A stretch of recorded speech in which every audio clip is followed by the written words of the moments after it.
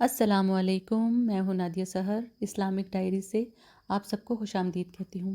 امید کرتی ہوں کہ آپ سب خیریت سے ہوں گے اور سیرت نبوی صلی اللہ علیہ وآلہ وسلم کا جو یہ سلسلہ ہے یہ آپ کو پسند آ رہا ہوگا۔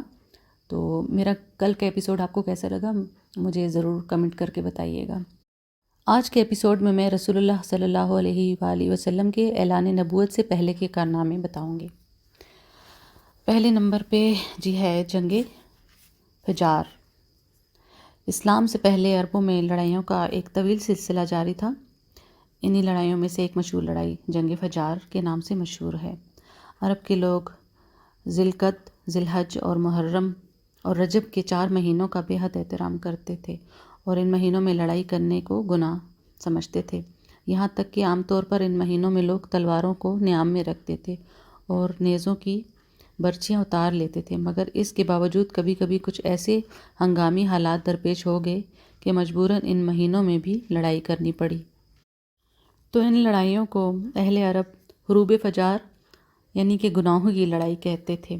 سب سے آخری جنگ فجار جو قریش اور قیس کے قبیلوں کے درمیان ہوئی، اس وقت حضور صلی اللہ علیہ وآلہ وسلم کی عمر 20 برس کی تھی۔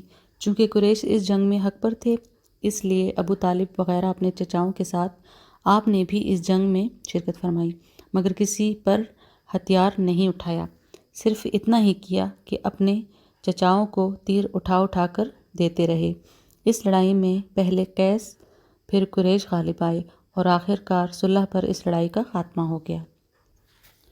روز روز کی لڑائیوں سے عرب کے سینکڑوں گھرانے برباد ہو گئے تھے۔ ہر طرف بدامنی اور آئے دن کی لوٹ مار سے ملک کا امن و امان غارت ہو چکا تھا۔ کوئی شخص اپنی جان و مال کو محفوظ نہیں سمجھتا تھا، نہ دن کو چین نہ رات کو آرام۔ اس وحشتناک صورتحال سے تنگ آ کر کچھ صلح پسند لوگوں نے جنگ فجار کے خاتمے کے بعد ایک اصلاحی تحریک چلائی۔ چنانچہ بنو ہاشم، بنو زہرہ، بنو اسد وغیرہ قبائل قریش کے بڑے بڑے سرداران عبداللہ بن جدعان کے مکان پر جمع ہوئے اور حضور صلی اللہ علیہ وسلم کے چچا زبیر بن عبد المطلب نے یہ تجویز پیش کی کہ موجودہ حالات کو سدھارنے کے لیے کوئی معاہدہ کرنا چاہیے۔ چنانچہ خاندان قریش کے سرداروں نے بقائے باہم کے اصول پر جیو اور جینو دو کے قسم کا ایک معاہدہ کیا اور حلف الفضول اٹھا کر عہد کیا کہ ہم لوگ ملک سے بے امنی دور کریں گے، مسافروں کی حفاظت کریں گے، غریبوں کی امداد کرتے رہیں گے، مظلوم کی حمایت کریں گے، کسی ظالم یا غاصب کو مکہ میں نہیں رہنے دیں گے۔ اس معاہدے میں حضور صلی اللہ علیہ وسلم بھی شریک ہوئے اور آپ کو یہ معاہدہ اس قدر عزیز تھا کہ اعلان نبوت کے بعد آپ فرمایا کرتے تھے کہ اس معاہدے سے مجھے اتنی خوشی ہوئی کہ اگر اس معاہدے کے بدلے مجھے کوئی سرخ رنگ کے اونٹ بھی دیتا تو مجھے اتنی خوشی نہیں ہوتی، اور آج اسلام میں بھی اگر کوئی مظلوم یا حلف الفضول کہہ کر مجھے مدد کے لیے پکارے تو میں اس کی مدد کے لیے تیار ہوں۔ اس تاریخی معاہدے کو حلف الفضول اس لیے کہتے ہیں کہ قریش کے اس معاہدے سے بہت پہلے قبیلہ جرہم کے سرداروں کے درمیان بھی بالکل ایسا ہی ایک معاہدہ ہوا تھا، اور چونکہ قبیلہ جرہم کے وہ لوگ جو اس معاہدے کے محرک تھے، ان سب لوگوں کا نام فضل تھا، یعنی کہ فضل بن حارث اور فضل بن ودعہ اور فضل بن فضالہ، اس لیے اس معاہدے کا نام حلف الفضول رکھ دیا گیا، یعنی ان چند آدمیوں کا معاہدہ جن کے نام فضل تھے۔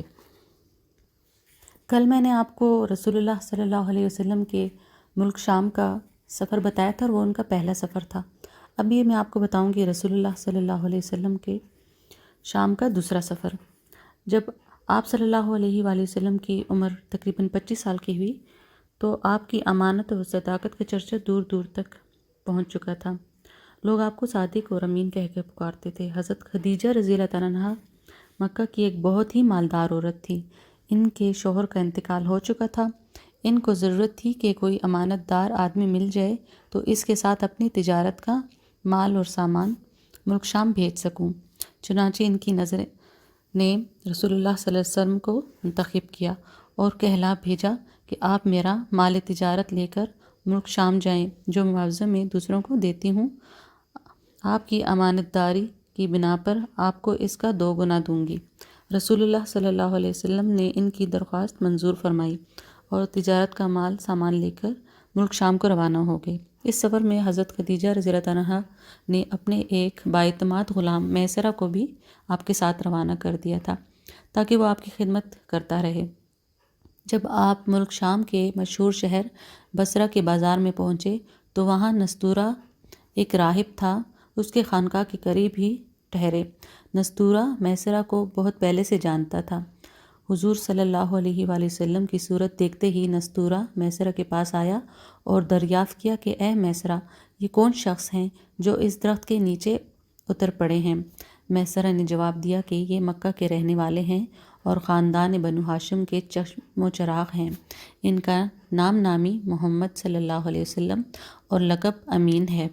نستورہ نے کہا کہ سوائے نبی کے اس درخت کے نیچے آج تک کبھی کوئی نہیں اترا، اس لیے مجھے یقین کامل ہے کہ نبی آخر الزمان یہی ہیں، کیونکہ آخری نبی کی تمام نشانیاں جو میں نے تورات و انجیل میں دیکھی ہیں وہ سب ان میں دیکھ رہا ہوں۔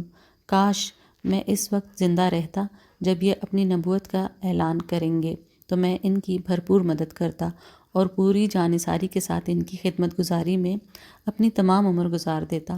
اے میسرہ، میں تم کو نصیحت اور وصیت کرتا ہوں کہ خبردار ایک لمحے کے لیے بھی ان سے جدا نہ ہونا اور انتہائی خلوص و عقیدت کے ساتھ ان کی خدمت کرتے رہنا، کیونکہ اللہ تعالیٰ نے ان کو خاتم النبیین ہونے کا شرف عطا فرمایا ہے۔ سبحان اللہ۔ آج کا سلسلہ یہیں تک تھا، کل انشاءاللہ اس سلسلے کو آگے لے کے چلیں گے۔ تو اگر میرا یہ ایپیسوڈ آپ کو پسند آیا ہے تو میری ویڈیو کو لائک کریں، میرے چینل کو سبسکرائب کریں اور میری ویڈیوز جو ہیں وہ شیئر کریں۔ تو اپنا خیال رکھیے۔ Thank you. اللہ حافظ۔